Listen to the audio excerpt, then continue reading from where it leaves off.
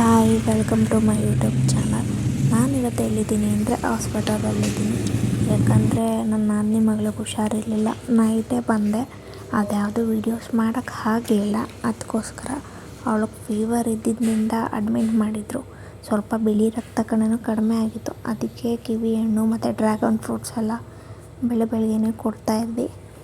ಇನ್ನು ನರ್ಸ್ ಬಂದರು, BP check ಮಾಡ್ತಾಯಿದ್ರು.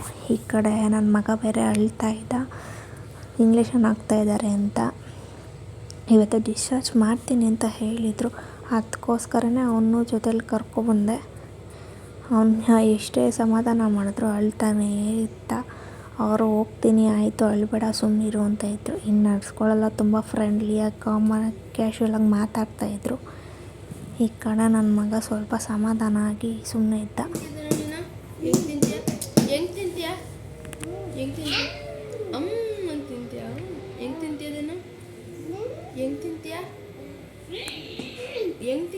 ಟಚಪ್ ಮಾಡು, ಟಚಪ್ ಮಾಡು, ಟಚಪ್ ಮಾಡು, ಟಚಪ್ ಹಾಕ್ಲಾ. Thank you. ಇನ್ನು ತಿಂಡಿ ಬೇರೆ ತಿಂದಿರಲಿಲ್ಲ, ಎಲ್ಲಿಗೆ ತೊಗೊಬಂದಿದ್ದು. ನೆಕ್ಸ್ಟ್ ಡಾಕ್ಟ್ರೂ ಬಂದರು. ಇವತ್ತು ಡಿಸ್ಚಾರ್ಜ್ ಅಂತ ಹೇಳಿದ್ರು. ಅದಕ್ಕೋಸ್ಕರ ಡಿಸ್ಚಾರ್ಜ್ ಮಾಡೋಕ್ಕೆ ಇನ್ನೊಂದು ಇಂಗ್ಲೀಷನ್ ಇದೆ ಅಂದ್ಬಿಟ್ಟು ಇಂಗ್ಲೀಷನ್ ಕೂಡ ಹಾಕಿದ್ರು. ನನ್ನ ಮಗ ಫೋಟೋ ತೆಗಿತೀನಿ ಅಂತ ಫೋಟೋ ಬೇರೆ ತೆಗಿತಾ ಇದ್ದ. ಇನ್ನು ಕೈದೆಲ್ಲ ಬಿಚ್ಚಿಸ್ತಾಯಿದ್ವಿ. ಅದು ತುಂಬ ಪೇನ್ ಆಗ್ತಿದೆ ಅಂತ ಅಳ್ತಿದ್ಲು.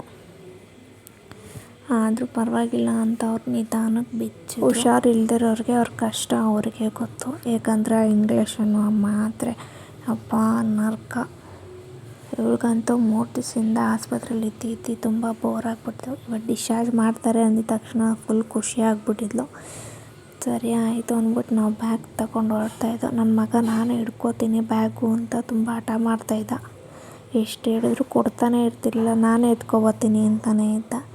ಸರಿ ಆಯಿತು ಹೆಂಗೋ ಎಳ್ಕೊಂಡು ಪಡ್ಕೊಂಡು ತೊಗೊಂಬರಲಿ ಅಂದ್ಬಿಟ್ಟು ನಾವು ಸುಮ್ಮನಾದೋ. ಇವತ್ತಿನ ಬ್ಲಾಗ್ ಯಾರ್ಯಾರಿಗೆ ಇಷ್ಟ ಆಗಿದೆ ದಯವಿಟ್ಟು ಲೈಕ್ ಮಾಡಿ, ಶೇರ್ ಮಾಡಿ, ಕಮೆಂಟ್ ಮಾಡಿ.